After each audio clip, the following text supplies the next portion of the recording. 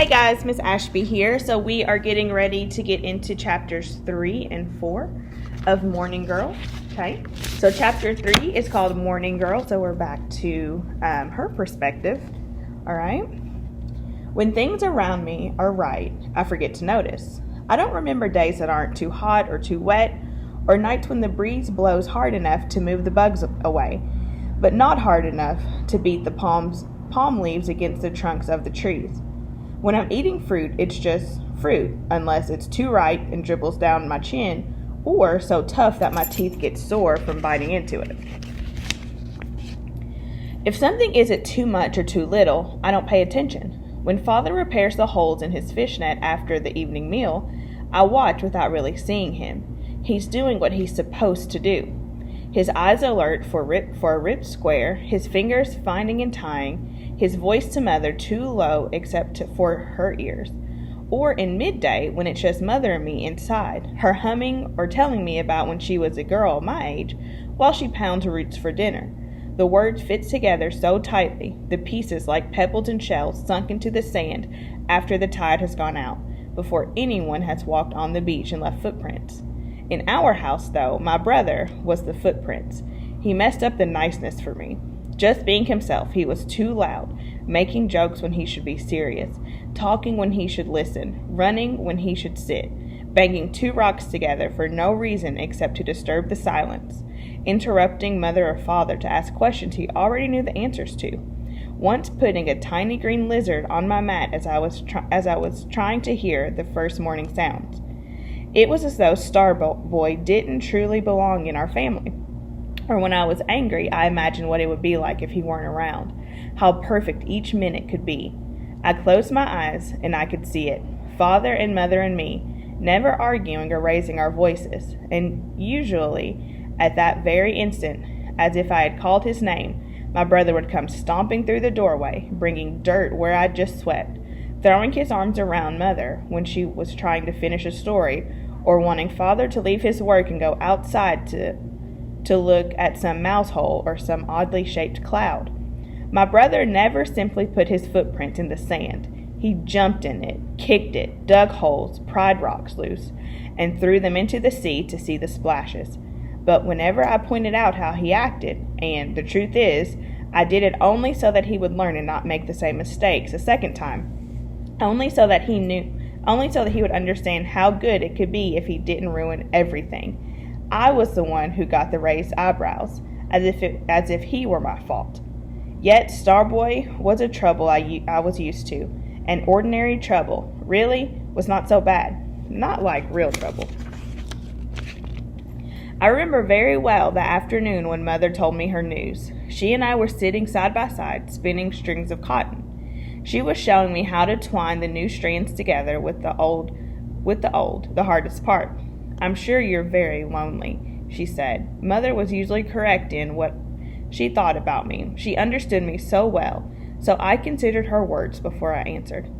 I don't think I'm lonely. Oh, yes, she said. You just don't realize it because you don't know how happy you will be with a new baby sister to play with. I don't have a new baby sister, I reminded her. But at that moment I began to wonder. I remembered how many whispers Mother and Father and Grandmother had been having lately. And then I realized it had been a long time since Mother had gone off for her days in the women's house. What shall we name her? Mother asked, washing my face. She's not a real person until she has a name, not a human being, not your human or my daughter. After she comes into the world, we have to decide right away who she is. Father and I need you to help us, and Starboy too. Starboy. For a moment I had forgotten about him and was picturing my life with just Father, Mother, and the new sister. When is she coming? I wanted to know. Not so soon, Mother smiled, but I've begun to feel her approach. She reminds me of you because she's so strong. I discovered that I liked this new sister already. Does Starboy know? I'm going to tell him tonight. I'd like this new secret sister very much, even more later on when I listen to Mother and Starboy talk in front of the house. How do you know it's a sister? He asked. Why not a brother? Why not a wonderful parrot like the ones those strangers brought with them from another island last year? It could be a brother, Mother said, but I don't think so. I'm certain it will not be a wonderful parrot. If it's another sister, I'll have to leave and go someplace else, Starboy warned. I'll find a house that has no sisters at all. Wait before you decide. Mother put her hand on Starboy's head. Every sister is different. Yes, I called it from where I sat. This new sister will never let you put a green lizard on her sleeping mat.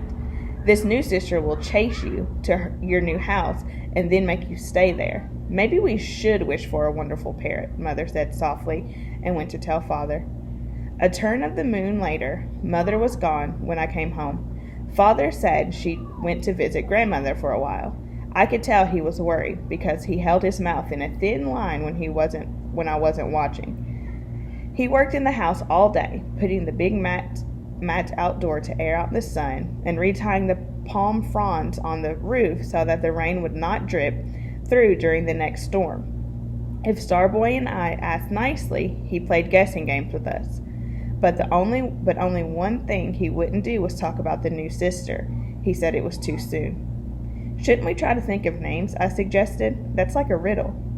We'll know the right name when the time comes, Father said. People choose their own name, or it chooses them. That is how it was with you, Morning Girl. How could we have known you before we met you? What would you be like? If you had known, Starboy said.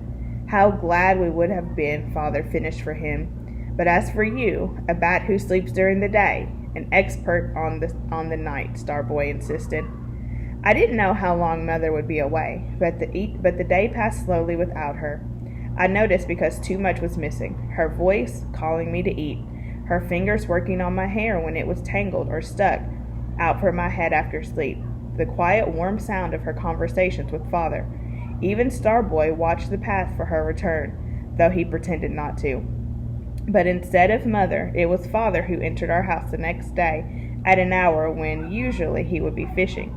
Mother will come home tomorrow, he told Starboy and me. With new sister, I reminded him. Have you seen her yet?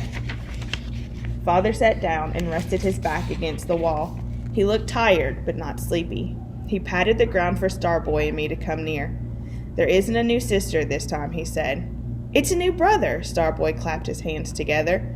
No, not a new brother either, not this time. Father's voice was different in a way I couldn't recognize. It wasn't angry or joking or fatherly.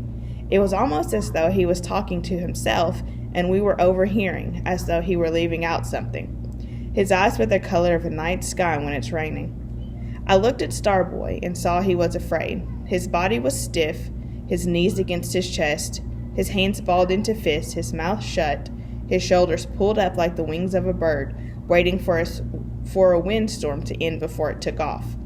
He glanced at me, and it was so strange because I think that was the first time we ever actually saw each other. Of course, I knew what he looked like.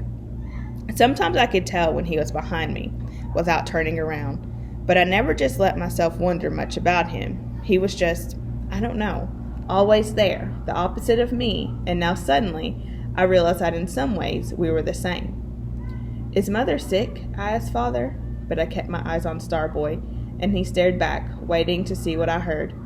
Father sat up, put one of his strong arms around each of us, and drew us close to him. Your mother is well, he said, and I saw Starboy relax. So did I. But there's something. Starboy watched Father very carefully. She is, Father sighed and squeezed my shoulder. She is disappointed, because the new sister didn't come, I whispered. Father didn't answer right away, but I knew. He was also disappointed. And so, I realized, was I. Worse than disappointed, I felt the way I feel when some big girl, like my cousin Feet, is playing Too Rough in the Sea, kicking water at me even when I tell her to stop. That makes me want to cry. When Mother returned from Grandmother's house, she was very glad to see me. She hugged me against her for a long time, stroking my head and saying my name over and over. Finally, she stepped back, taking hold of my hands. Her face was sad, yet I didn't know what to say to her. Then I heard a noise, and behind her in the doorway, I saw my brother. He paused, as if listening for some signal, for some sign from me.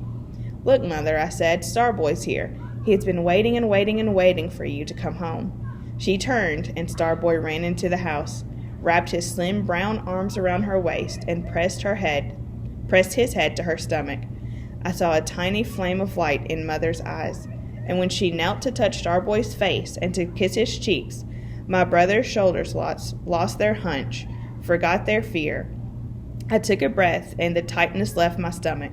Seeing Mother and Starboy like that was so right, so how it should be. For a long moment, I didn't wish that it were me in her arms. I didn't notice a thing. All right, guys, if you need to take a break, you can pause me. I'm getting ready to start Chapter 4, and Chapter 4 is about Starboy. I won't go home. I've been hiding in these rocks all day. I didn't come out when I heard Morning Girl call my name, even though she walked very close to where I crouched. I made myself look like a rock and didn't move. I shut my eyes, stopped breathing. I thought about how the sun warmed my surface, making shadows around all the parts where I stuck out. I thought how good it would feel when the waves splashed high enough to sprinkle drops of water onto my skin. I hoped that some birds might land on my back, but then I remembered how sharp the claws on their feet could be, and I hoped that the birds would find another rock instead. My sister passed without noticing me because she was searching for a human boy who might want to eat his midday meal, not for a stone who didn't need food, who didn't need to sleep under a roof, and who had no worries that he had made a mistake.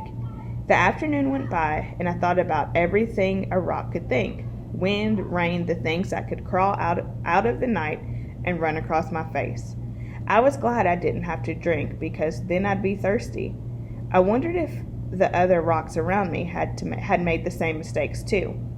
In a very low voice, I asked them, but even though I listened as a rock listens, and not as a boy listens, I heard no answer.